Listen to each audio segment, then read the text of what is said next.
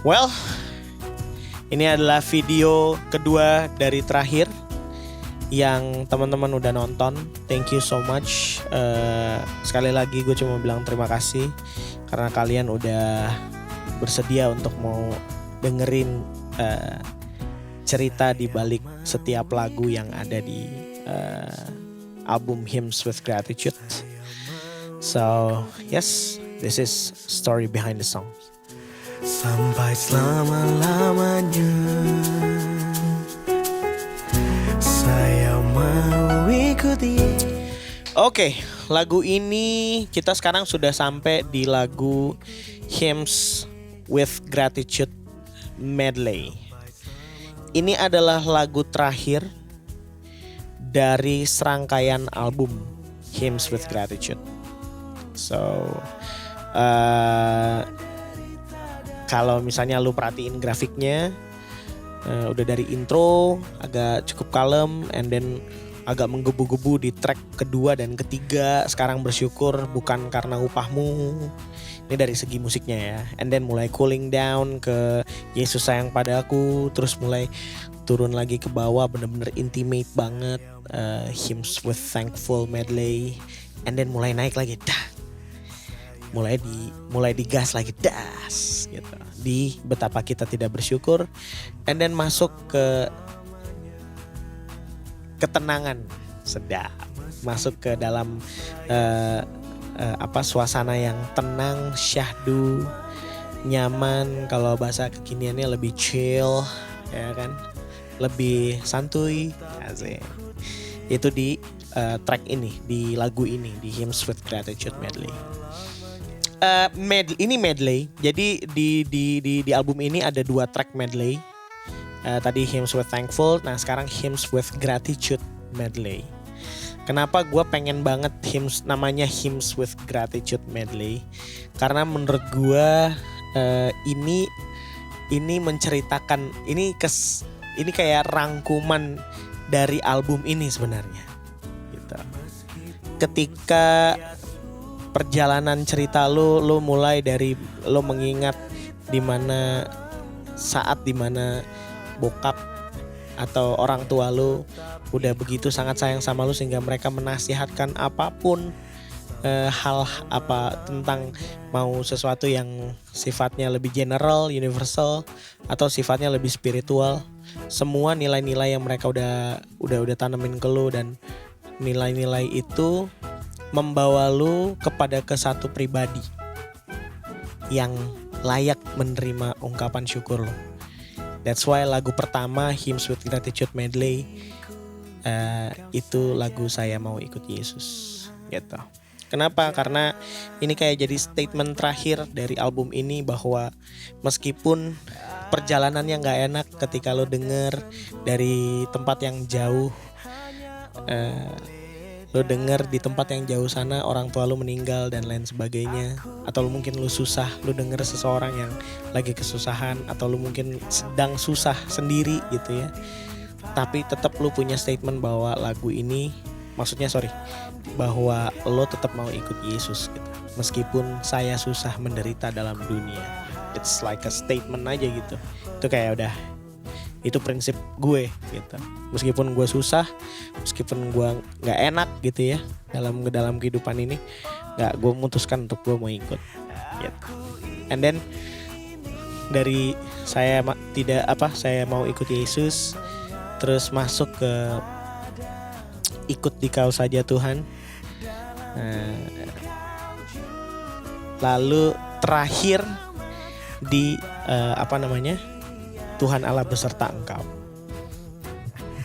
Gue ceritain dikit teknisnya. Ini hari ketiga, lagu yang direkam di hari ketiga untuk gue ngerekam secara bersama-sama ya gitu. Jadi waktu itu kan gue cerita ada 3 hari di mana kita rekaman. Itu ada lagu BKTB, Betapa Kita Tidak Bersyukur, lagu Sekarang Bersyukur, sama lagu live yang ini. Info aja, ini live recording. Lagu Hymns with Gratitude ini live recording. Syutingnya di Summit Studio, di studionya Dimas Pradipta. Terus di situ ada semua lengkap Albert Fakdar and Friends. Ada Bung Joji Tanasale, ada Martin Siaan, ada Daniel Gomgom, ada Vincent Nathanael, ada Basji. Nah kita terpisah tuh, kalau teman-teman yang tahu studionya Summit, dia agak cukup basically home recording studio. Jadi dia agak terpisah-pisah. Yang satu di ruangan sebelah, satu di ruangan sini, dan gue di ruangan yang lain gitu. Jadi gue ada vocal booth sendiri. Terus habis itu yang satu di ruangan itu ada Martin, Vincent, Basji itu di control room. Terus di ruang rekaman di sebelahnya ada Gom-Gom sama Bung Joji Tanasale gitu. Nah basically musik dasarnya bagan-bagannya dari gue. Terus intro apa segala macemnya briefing di sana. Gue mesti jujur sama semuanya.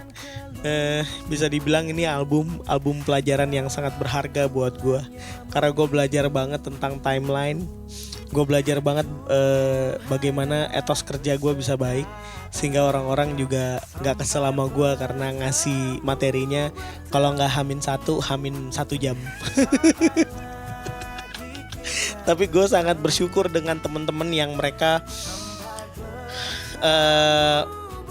ya kalau misalnya mereka kesel, gue sangat membuka diri untuk mereka bilang kayak gitu ya kayak ya udahlah nggak apa-apa. Tapi gue sangat bersyukur mereka masih bener-bener pengen support dan punya hati yang murni banget, pengen album ini tuh selesai dan bisa didengerin banyak orang gitu. Dan ya mereka benar-benar dengerin gitu.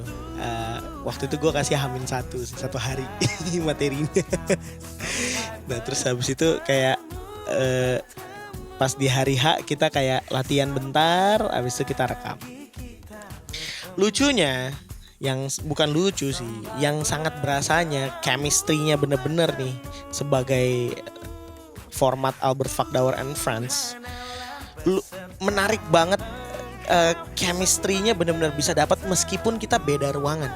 Vocal booth tuh itu beda ruang sama ruangan control room, dan beda ruangan sama ruangan rekaman di sebelahnya gitu. Jadi menarik banget, kita masih bisa tetap vibe-nya masih bisa tetap bisa kemana-mana dinamikanya tanpa kita ngelihat secara fisik. Jadi dari gue sendiri ya, gue sangat mempercayakan bahwa mereka bisa ngerasain apa yang dinamika dari gue gitu. Mereka bisa tahu gitu. Dan gue kayak percaya aja sama mereka. Ini mungkin karena gue sama band ini udah agak cukup lama mainnya gitu. Karena kita tuh sebenarnya, nah ini alasan pertamanya. Gue pengen mengabadikan musik ini dalam bentuk album, karena waktu itu pertama kali banget dengan konsep Albert Fakdauer and Friends kita main di gospel festival di Tangerang. Kita main di situ dengan konsep yang persis sama yang kayak di album gitu. Dan buat gue kayak wah ini bunyinya beda banget, dan gue kayak aduh sayang banget kalau misalnya ini cuma jadi ada di festival doang. Ini mesti jadi album, ini mesti jadi karya, karena ini bunyi sound kayak gini mesti di capture lalu diabadikan menjadi sebuah karya album gitu. Jadi kayak oke, ini harus terjadi, ini harus kejadian nih album ini nih. Udah, makanya mungkin karena itu chemistry-nya jadi terbangun. Dan mereka bener-bener, maksudnya teman-teman musisi tuh bener-bener bisa tahu banget gue mau kemana. Terus dinamika gue, apakah gue tenang, abis itu gue mulai mendayu-dayu gitu-gitu, terus mengikuti. Aduh, kalau misalnya lu udah denger, lu bisa tahu banget tuh. Wah, bener-bener di sini, oh berasa ya. Nah itu sama sekali, teman-teman, itu sama sekali nggak pakai part. Gue cuma kirimin guide-nya doang. Gue ngerasa bersalah sih. Tapi ya itulah, mungkin ya gue jujur aja, gue penyanyi atau musisi yang nggak bisa baca partitur. Bisa, tapi bukan sight reading yang langsung tiba-tiba set gitu. Tapi kalau solfeggio bolehlah diadu. Sah gitu. Aduh, notifikasi lah. Dah. Udah, jadi oke. Sekilas seperti itu bersama-sama dengan teman-teman. Terus gue kayak ya gitu deh. Kenapa gue pilih lagu-lagu itu seperti yang tadi gue udah jelasin. Itu statement gue gitu. Statement album ini bahwa ya udah tetap akan ikut Yesus dan iring di kau. Nah di lagu terakhir jadi ada Yesus saya mau ikut Yesus, ikut di kau saja Tuhan, dan Tuhan Allah beserta engkau. Nah, Tuhan Allah beserta engkau punya 2 cerita yang menarik. Nah cerita yang pertama ini dari sisi cerita sisi perjalanan dari albumnya. Karena ini lagu terakhir, gue ingin menyampaikan kepada teman-teman semua untuk sampai bertemu ya, sampai bertemu di karya-karya selanjutnya, gitu. Jadi kan Tuhan Allah beserta engkau sampai bertemu kembali, kasih Kristus mengawali. Tuhan Allah beserta engkau sampai bertemu sampai lagi kita bertemu. Jadi kayak lagunya udah selesai gitu. Ini album ini udah selesai, sampai ketemu ya gitu. Itu cerita pertama. Nah, cerita yang kedua sebenarnya adalah keinginan gue untuk lagu ini ada di album ini gitu. Karena lagu ini lagu pengantar dari gereja ke pemakaman ketika papa meninggal. Tanpa disengaja gitu. Jadi tanpa disengaja bokap pas udah selesai ibadah terus peti ditutup, gue inget banget gue cuma senyum. Gue cuma senyum dan gue cuma bilang sampai ketemu lagi ya. Dan gue cuma bilang gue nggak akan kecewain lo. Gue akan jadi orang yang seperti yang lu nasihatin ke gue setiap kita mesbah keluarga. Gue akan bikin lu bangga. Sampai ketemu lagi ya. Dan lagu itu sama sekali kita nggak minta keluarga. Tiba-tiba majelis aja di situ. Mereka pas kita udah gotong, terus udah gotong peti, terus tiba-tiba satu gereja. Kalau teman-teman lihat postingan gua gitu ya, satu gereja tuh full, udah kayak ibadah penuh Natalan. Dan kita capek untuk salamin orang-orang gitu. Bener-bener banyak banget gitu. Ya buat gua dia orang yang, ya bokap gua adalah bokap yang berjasa buat hidup gua, dan ternyata menyentuh banyak orang, berjasa juga buat banyak orang. Dan tiba-tiba ya langsung lagu itu keangkat aja, Tuhan Allah beserta engkau sampai bertemu kembali. Terus ini aneh banget. Aduh gila, ini ceritanya jadi makin panjang nih, sorry ya.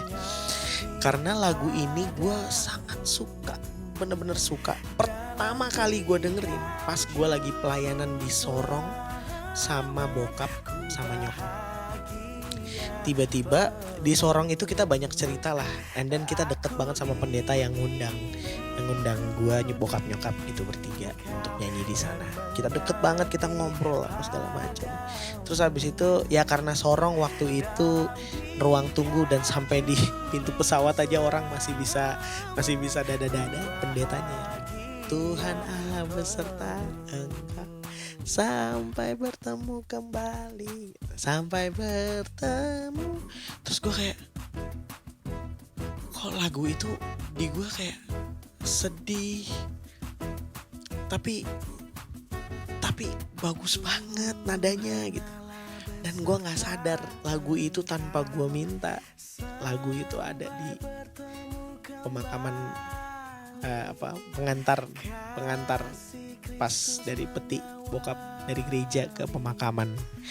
Jadi wah gile, gue langsung kayak wah pantesan gue suka banget ya lagu ini. Ternyata lagu ini ngiringin jadi kayak gitu. Gue mikirnya wah gile. Gue bilang waduh bisa gini ya. Wah gue langsung kayak wow. Apa mungkin jangan-jangan gue ngerasa sedih gitu justru karena lagu ini yang akan dipakai, yang which is gue nggak tahu ini akan dipakai jadi pengantar peti sampai ke pemakaman gitu. Gue mikirnya jadi kayak gitu. Jadi benar-benar kayak jangan-jangan ini plot, apa maksudnya bukan plot tapi kayak alur ceritanya gini ya buat gue gitu. Gitu. Jadi lagu terakhir tuh buat gue kayak nggak cuma sekedar kayak penutup dari album, tapi ini juga sebagai pengingat gue personal. Nah kalau misalnya kalian mau denger ada di video pertama ya. Kenapa dimulai dengan video bokap? Karena gratitude, bicara ungkapan syukur, ini nasihat yang dia udah kasih tahu buat gue atau buat kita anak-anak gue sama kakak adik gue bahwa di dalam dunia ini, di dalam hidup ini cuma satu attitude yang paling baik untuk bisa kita lakukan sama Tuhan, mengucap syukur, bersyukur aja. Apalagi keadaan kayak gini. Gue nggak tahu kalau misalnya album ini gue nggak buat dan ternyata ini menjawab buat pandemi itu. Waduh, ini panjang banget sih sebenarnya. Jadi kayak menurut gue ini kayak respon bagaimana lu menghadapi pandemi. Bersyukur aja, bersyukur.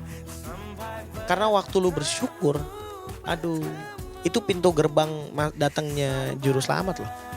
Waktu Lea mengangkat syukur, lahir Yehuda. Dari Yehuda lahir juru selamat. Gitu. Jadi khotbah ya. Jadi kira-kira begitu. Selesai. Pokoknya ya apa? Saya mau ikut Yesus, ikut Dikau saja Tuhan, and then hymns with gratitude. Gitu. Oke. Kira-kira seperti itulah. Gitu. Dan musik udah pasti, pokoknya bunyi-bunyian timur,